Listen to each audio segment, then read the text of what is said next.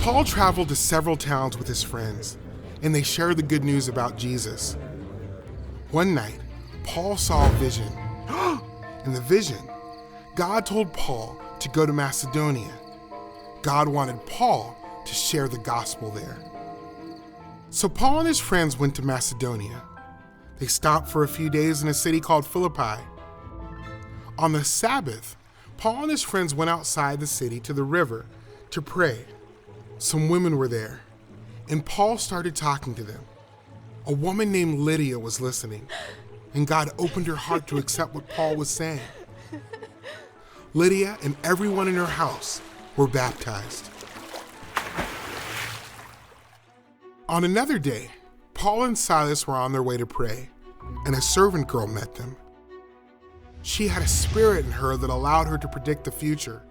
She earned a lot of money for her masters by telling the future. The girl followed Paul and Silas, shouting, "These men who are telling you how to be saved are servants of the Most High God." She followed them for many days.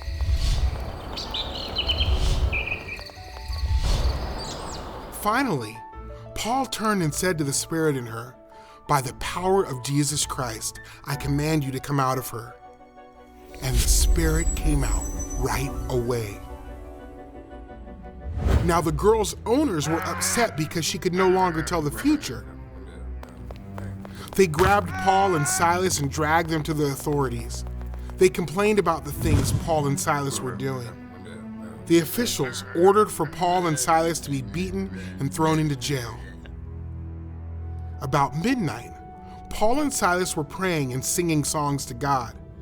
The other prisoners were listening to them. All of a sudden, a violent earthquake shook the jail. All the doors flew open and everyone's chains came loose. The jailer woke up and saw the prison doors open. He thought the prisoners had escaped, so he took out his sword and was about to kill himself. "Don't hurt yourself," Paul said. "We are all here." The jailer rushed inside and fell down in front of Paul and Silas, shaking with fear. Then he took Paul and Silas outside. "Men, what must I do to be saved?" he asked. They said, "Believe in the Lord Jesus, and you will be saved." Paul and Silas told the message of Jesus to the jailer and to everyone in his household. All of them believed and were baptized right away. The jailer washed Paul's and Silas's wounds.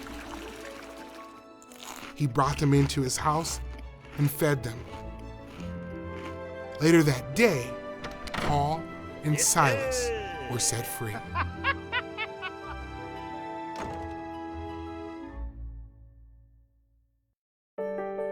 Lydia, the jailer, and many others were saved because they heard the gospel and believed in Jesus. Paul and Silas preached the same message to all people, no matter who they were. Believe in the Lord Jesus, and you will be saved.